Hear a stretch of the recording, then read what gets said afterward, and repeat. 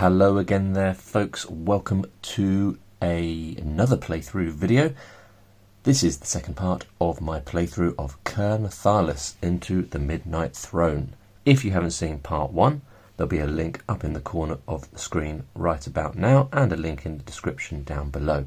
I'm the Lone Adventurer, thank you very much for stumbling your way upon my channel and joining me for this particular adventure. Now unfortunately I have already filmed this first part before and my camera, also known as my phone, deleted the video, and that is just a way of me explaining to you why everything is already written down.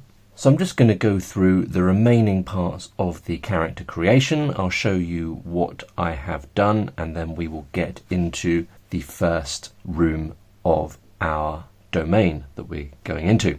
So we're going to start off with masteries. So masteries are the main way that this game allows us to add flavour to the characters, to distinguish each character from another character, both through their sort of history and what they're good at, but also from a mechanical point of view. The masteries that you choose give your character different abilities. So new characters start the game with 2 ability points. You must spend each one of them on a different mastery. And what that essentially means is you will end up with 2 masteries, both of which you will have a tier 1 ability for. So each mastery looks like this. You have some introductory text, you have a general effect, a sort of a positive in-game bonus that you will receive for having that mastery, and then you have these tiers that you can learn as your character develops. So you start off with one thing, and even the tier 1 abilities, quite frankly, are pretty cool. I haven't really looked too closely at the other tiers. I've had a little scan of some of them here and there. And then also each mastery comes with a where did you train table, which just gives you a little bit of flavour about where you learn those skills. So nothing mechanical in there, just a little bit of flavour for your character. So I have chosen the masteries that we're going to be playing with. We're not going to be using Abyssal Reaver or Arcanist or Brawler or Bulwark, Emissary, Flamecaster, Frostweaver, and you can see there's a lot of them as well. I think there's 20 or so. Gravecaller. Now at this point I would point out that the ones that I have chosen for a couple of reasons. One, because they're quite simple masteries mechanically, at least initially, so I don't have too much to think about. There's enough going on in this game when you first get into it without selecting a mastery that's quite complicated, and this I think is an example of one that I think is a little bit more complex. Gravecaller. At tier 1 this allows you to raise skeletons who I guess can fight for you, so super cool. What an awesome idea, but I don't really want to be thinking about that at the start of my experience with Ker Nethalas. And the other way that I've picked these masteries is some of them have abilities that affect the core mechanics of the game. And the example I can think of is there's one that means you can see in the dark, which means you don't have to worry about the light source running out, which is super cool. But I want this playthrough video to run through all of the core mechanics as much as possible so that it can be used as a learning tool potentially. That's the reasoning behind these choices. The first one I've chosen is Hexmancer. You harness the dark arts to afflict your enemies with debilitating curses and manipulate their life force, sowing despair and weakening your adversaries with every insidious touch. As a Hexmancer, we will have the ability to, at the beginning of combat, get our opponents to make a magic resistance check, and if they fail that, every time they suffer damage from one of our abilities on this page, they receive +1 damage. And we're going to be starting with this tier 1 Sap Vitality ability. It will take 1 standard action, so that means we have to do it instead of attacking, essentially, in a round of combat. It costs 5 ether, and what we'll be doing is cursing our opponent, who loses 5 combat skill every round up to a maximum of 20. So that means that the number they are trying to roll under in order to attack us successfully with a physical attack goes down. So it gets harder for them to attack, essentially. So I also rolled on this where did you train table, and we got this first option here, the Coven of Shadows. The Coven of Shadows is a secretive group of skilled practitioners who specialise in hexes, curses and dark magic. So that is where we trained. Keeping going,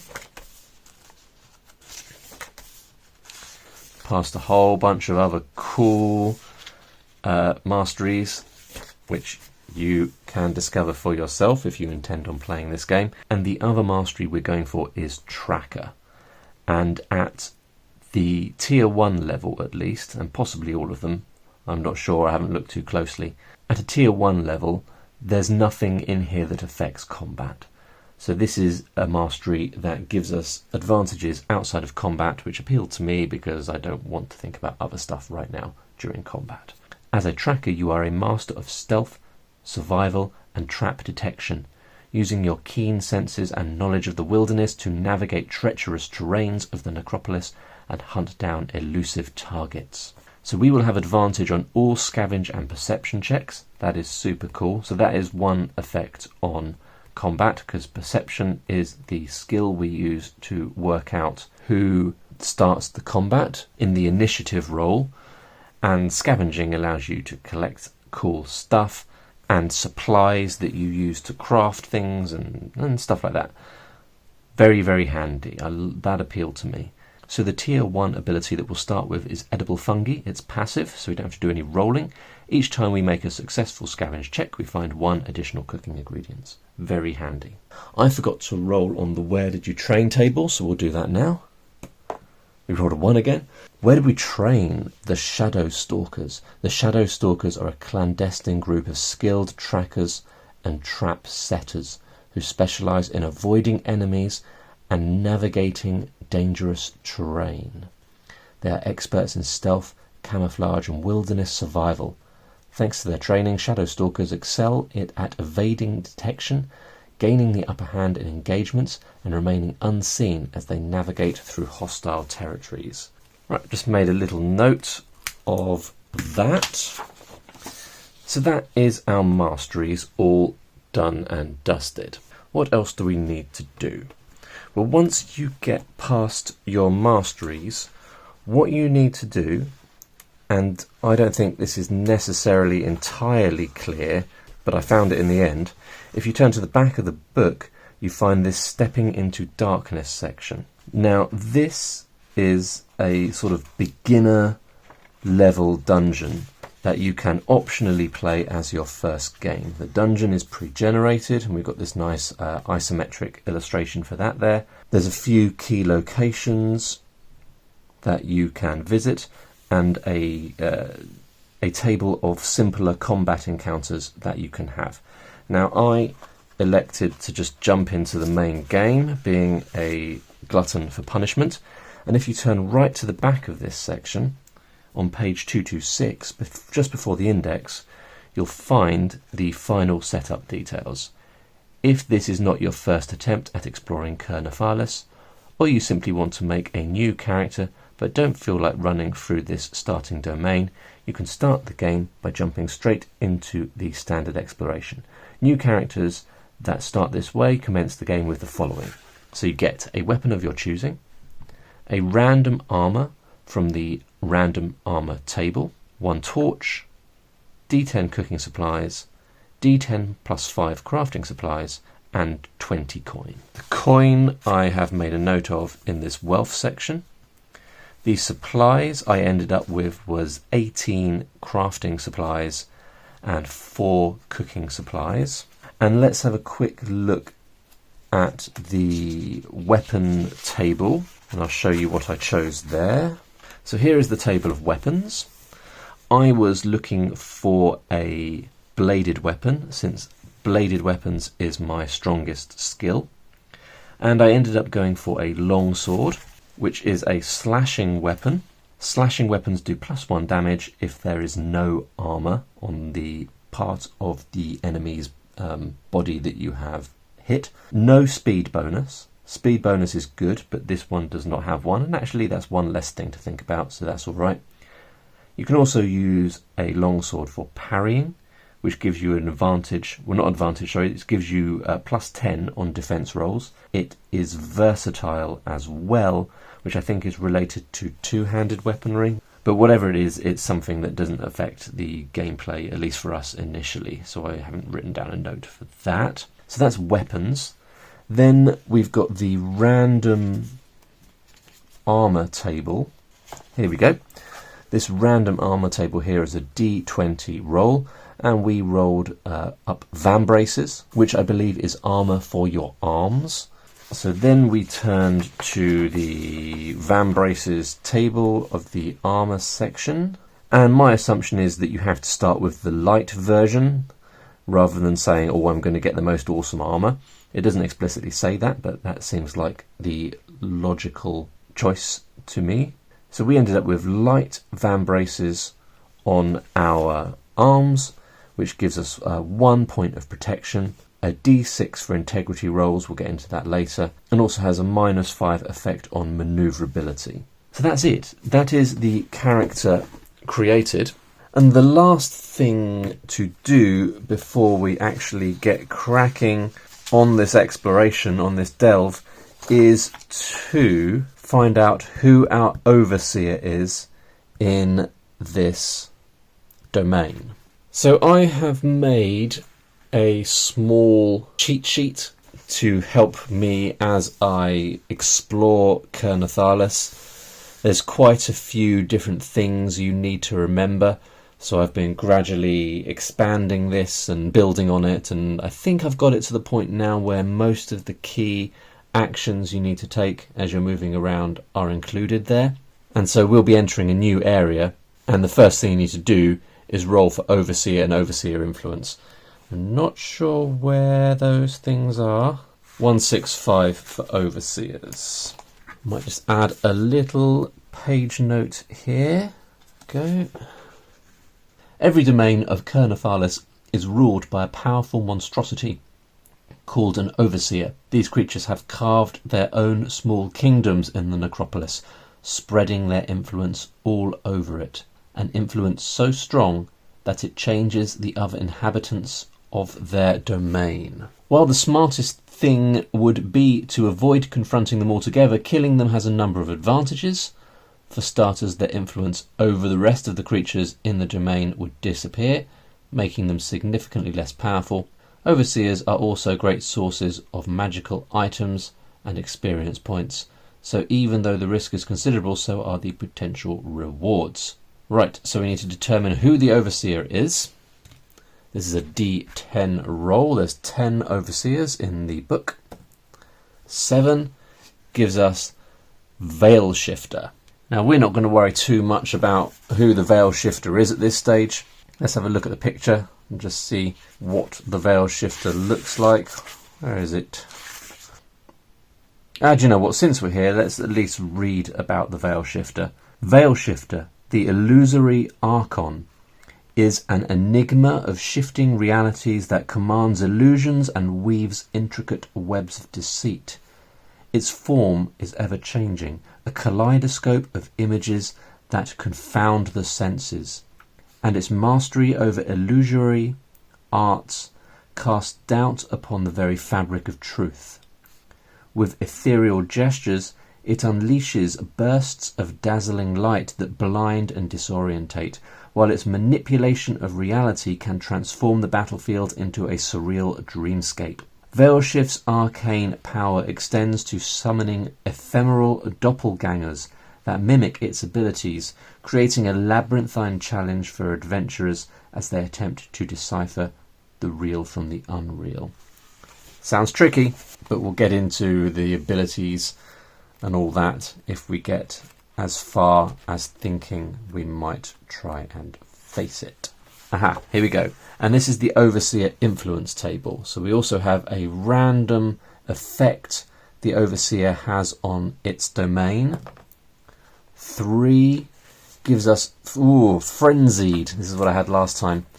So all creatures do +2 damage. And hopefully I will remember. That is definitely something that I forgot quite frequently when I was doing my last playthrough of this game. So with all that done, I think we need to just get cracking. So we will do the first room. We will run through the procedure for what you do when you enter a room or a corridor, and then we will be in a position to really get into it in the next video. Now, looking at this, ordinarily what you do is you roll on this table here to see what room shape you have. So let's do that. We are now rolling for our first room, and we're rolling to see which room the pile of corpses is in, essentially. So I'm going to re-roll if we hit up a corridor, because I want a room. I'm going to re-roll if we have a room with just one door leading out of it. I think I quite like the idea of this first room having at least 2 doors. So let's have a look. What we're going to have. Now when I roll these dice, this green die here is going to be the 10s, and this purpley bluey dice is going to be the 1s. So that's 29. Now I do have, actually, now that I think about it, put that off to one side for a second, I do have a blown up sheet for this, so we can see them a bit more easily. So 29, where are we at? 29 is an insane room with 8 doors leading off it. That's just too much for me. I can't cope with 8 doors. We're going to re-roll that. 7. 7's a corridor. 82. 82 is a crazy looking room, but at least we've got a couple of doors. Both doors, by the way, so we're going to have to roll to check to see whether they are locked. We're going to have to try and crack the locks or break through the doors, but let's get to that in a minute.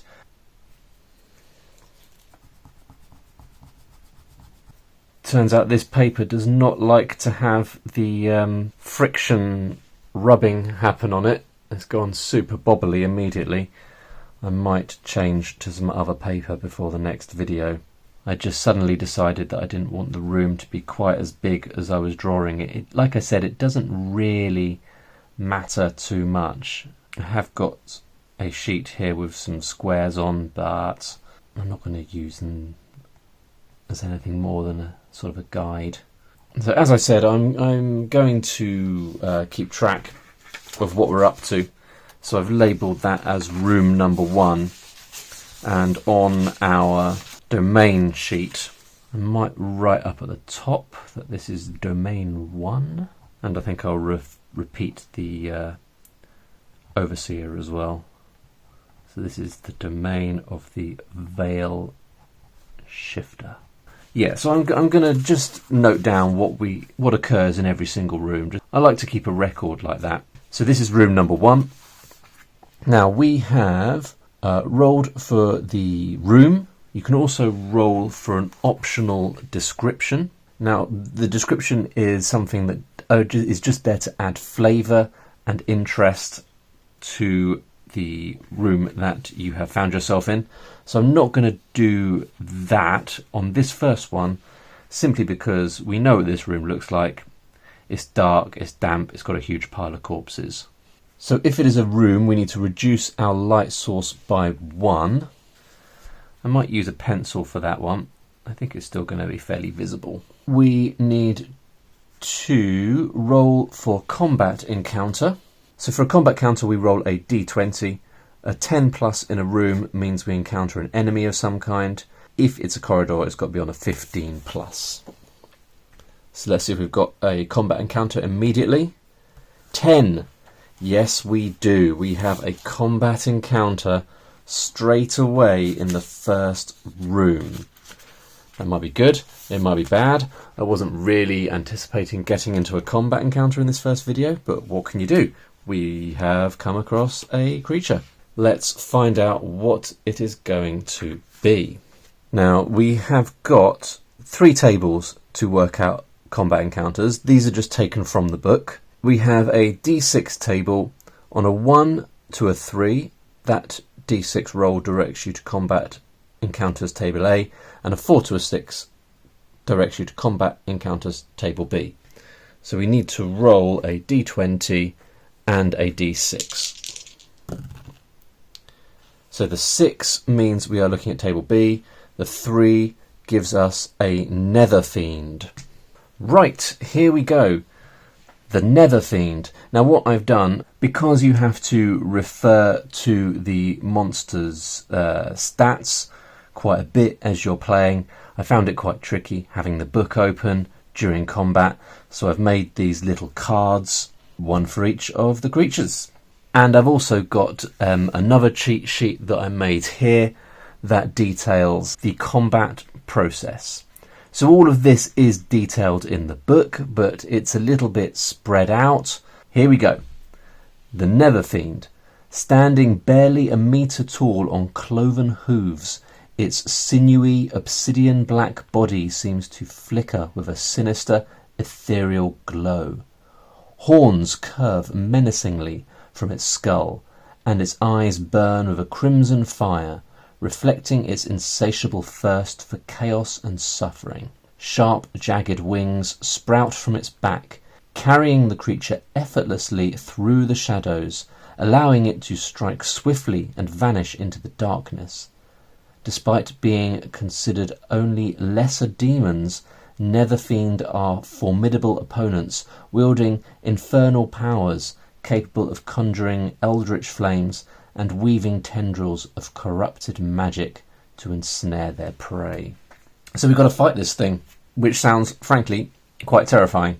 We've got quite a few stats. Got an awareness of 40, an endurance of 30, 40 in athletics, 5 health. Going to try representing the health of the enemy with these little cubes. We'll see how that goes as a system.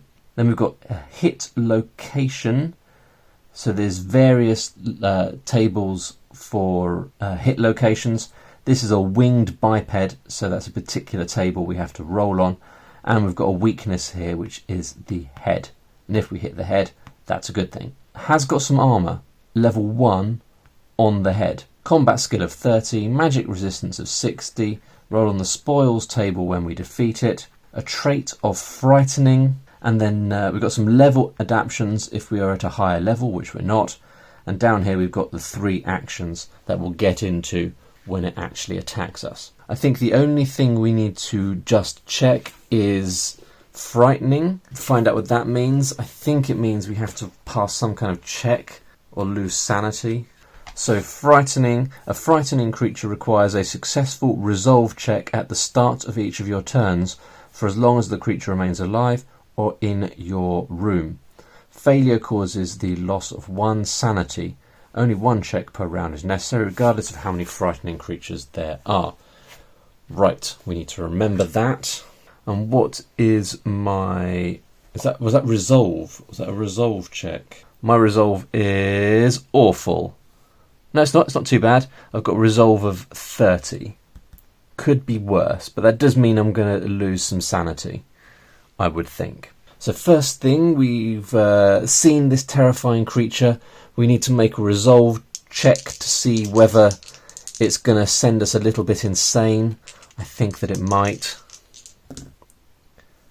58. And so with these skill checks, what you're aiming to do is roll at or below your level.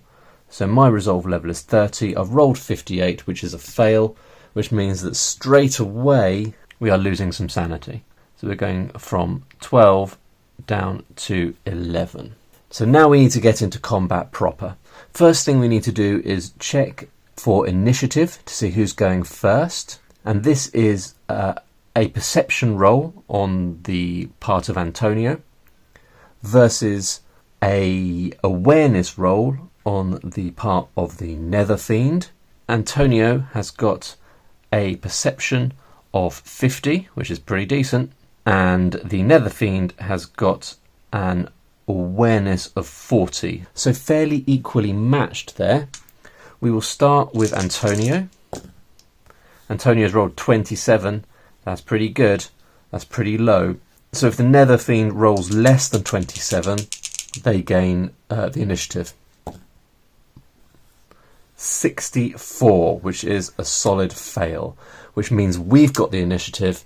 We are going first. I'm going to track whose turn it is using this little blue cube here, which means we're going first. If a player wins the check, first attack gets plus 20. So this is a real opportunity to have a decent start here. We are going to go straight in with a standard attack using our long sword. Nothing much to remember here. +1 damage if no armor, but we need to hit before we work out damage. So we're trying to roll less than 80 because my bladed weapon skill is 60. We're getting that plus 20 because it's the first attack. And we have rolled 11, which is good news for a number of reasons. First of all, it is a success. We have rolled less than the skill level we were using, which is our bladed weapon skill. When you roll doubles, you mark that skill as... there is a phrase for it, I can't remember what it is, but basically that means that when we make camp, we have an opportunity to improve that skill now. And that happens whenever you roll a double. So we have hit the creature. We took it completely by surprise. So we need to roll for hit location. So for that we are looking at, which one was it? The winged biped. We roll d20. We have hit it on the head. We've hit it right on the head. That is good news because the nether fiend, the weak spot is the head. Although they have got armour on the head. I guess sort of a thick skull. I just need to remind myself how armour works. Most creatures have some sort of armour on some body parts. The amount of armour shown determines how much incoming damage is absorbed, not affecting the creature or player. Yeah, after they've been tallied up. Yeah, okay. So we have hit the creature in the head, which is the weak spot of the nether fiend. Striking a creature's weak spot is considered an automatic critical hit. So a critical strike automatically wins the confrontation, regardless of the opponent's roll. Okay, I've had a look at the critical hits section, which I hadn't found earlier. And when we rolled that double 1, that 11, that would have given us a critical hit anyway. So it can't be defended against. And it also means that we are doubling our damage. So we're going to do double the amount of damage, potentially. So dealing damage. We've got this little weird damage table that we use, but I think probably this will be internalised quite quickly and then you won't have to think about it again. You roll certain dice. So for a standard weapon such as mine, we roll a d6. Because we got that critical hit, for rolling the 11 and also for hitting it in the head, we're going to be rolling 2 dice. A 1 deals 0 damage, a 2 to a 4 deals 1 damage, 5 to a 7, 2 damage, 8 to 9, 3, 10, 4 damage. Okay, that's pretty decent. 9 gives us 3 points of damage. However, because the nether fiend has 1 point of armour on their head, they're going to absorb 1 point of damage, meaning that it is going to lose 2 points of health. Pretty decent first round there. We're going to go on to the enemy's turn. So now we need to roll for the enemy. We should have also added a +10 to our attack roll. The attacking character always rolls at +10. They always have the advantage, but didn't really matter anyway. The nether fiend has 3 possible actions they're going to do. We're going to roll a d6. On a 1 to a 2, they will use their infernal claws. On a 3 to a 4, Eldritch Flames. A 5 to a 6, a Corrupting Bind. 3 gives us Eldritch Flames, which is a magical attack. The Nether Fiend conjures Eldritch Flames that streak towards the target, dealing D8 fire damage on a hit. Additionally, the target must succeed on an endurance check or receive the burning condition. Now this is a magical attack, which means we need to do a magic resistance check. Because we're a Hexmancer, this is something I'm going to forget, isn't it? At the start of combat, the opponent needs to make a magic resistance check or risk receiving +1 damage. Okay, let's do that now and then hopefully remember that. So first of all, we need the Nether Fiend doing a magic resistance check. They're rolling at, got a magic resistance of 60, which is way more than mine. They succeed. Alright, so they're not going to receive that Hexmancer effect, negative effect. Now we need to resist the Eldritch Flames. And to do that, we need to roll at less than 20, which is obviously pretty hard. 53 is a fail, which means we're taking D8 fire damage. 1, that's great. We're using the same damage table there. So 1 means 0 damage dealt. Good news, but we also need to succeed on an endurance check or receive the burning condition. So our endurance level is 30, not great. Oh, and we've rolled 96, so we are very much burnt, although we managed to avoid any reduction in our toughness or health. Now, where am I going to put that is the question. Where are we going to put that we are burnt? I think, unless I've missed a conditions bit somewhere, and I don't think I have, I'm just going to put it in here. So we have got, was it burning? I think it was burning. And let's find out what that means before we go any further. A burning character receives D8 fire damage until the condition is removed. In order to remove the condition, the character must spend 1 standard action while in combat, or increase their exhaustion by 2 while out of combat. Well, we might do that when we're out of combat.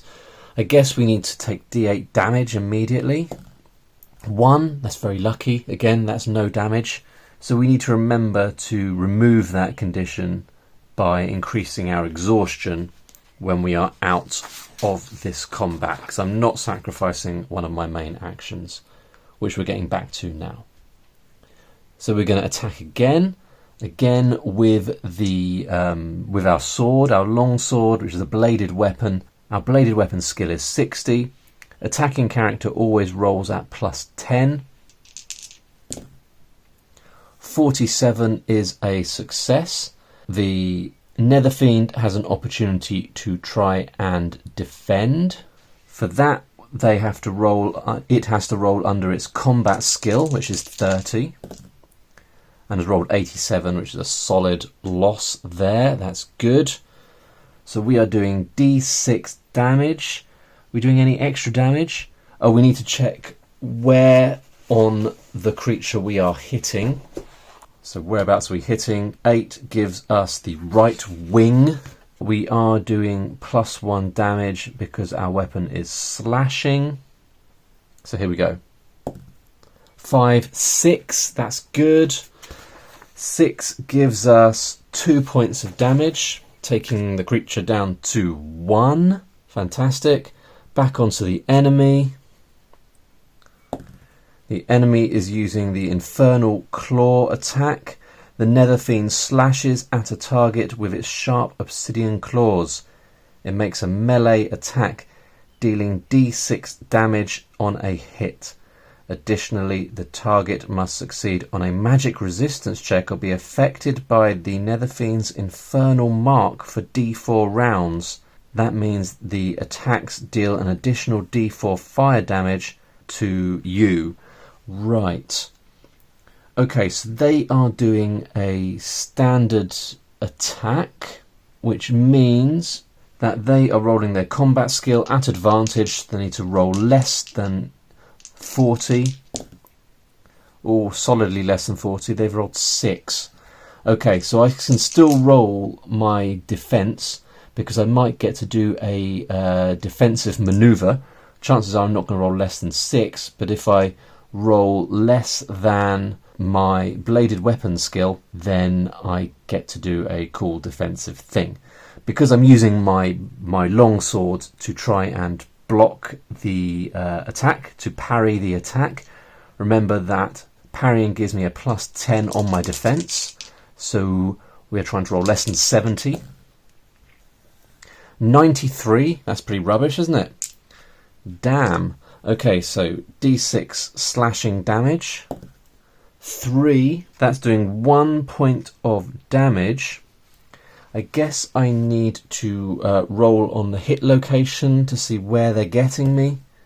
11 gives us the chest. We've got no armor on our chest, so we are taking our first point of damage, taking me down to 16 toughness. And then what else did we have to do? A magic resistance check. Well, that's going to be a disaster because my magic resistance is 20. Oh, that's all right, I think. Yeah, that's a 1. 16. So we have managed to resist the Nether Fiend's efforts at placing their infernal mark on us. Back to our turn. Trying to roll under 70. Bladed weapons plus 10 because we're the attacking character. 42. Good, good, good. They're going to try and defend. Roll under their combat skill. Oh, 13. That's annoying. That's a successful defense. Curses. Didn't see that coming. Alright. That's annoying. They're going to attack again. What action are they going to use? The Infernal Claws once again. So they need to roll under their combat skill, which is 30 plus 10 for being the attacker. I think I've written attacking character has advantage. I'm assuming that's the enemy as well. 42, that is a fail. Good, good, good. Rolling my defense to see if I get to do a defensive maneuver. 49, brilliant. So that is less than my bladed weapon skill, which means we do get to do a defensive maneuver. This is the defensive move table. We're going to roll d10. 9. You get a moment of respite after fending off your opponent's attack. Recover 2 toughness. Hey, fantastic. So we get our 1 point of toughness back. This is the combat in this game tends to be quite brutal, so I feel like this is going fairly well for us. This is our attack. 68, that is a success because we're trying to roll less than 70. They need to roll less than 30. They rolled 33, which is a fail, which means my attack is successful. How much damage are we doing? 2. Oh, which part of their body are we hitting? 16 gives us the head, because that means that we're getting a critical hit because the head is the weak spot. So we're rolling 2 dice, I think, which gives us a total of 7. Less 1, 7, which gives us 2 points of damage. The head has armour on, which reduces the damage to 1, but that is the final point of damage, and the Nether Fiend is defeated. So there you go, that was our first combat, and as you can see, it's moderately in-depth and involved, at least compared to the sort of games I tend to play. But it is fun, there's lots of dice rolling, and once you get your head around the various mechanics, it does run quite smoothly. Okay, so after your combat, you can recover some toughness, which we don't need to do. We need to check armour integrity if we used our armour, and we didn't, they never struck our armour. Then we need to check for spoils on the spoils table. So that's a d6 roll for spoils. 1 roll on the mundane items table, that's d100.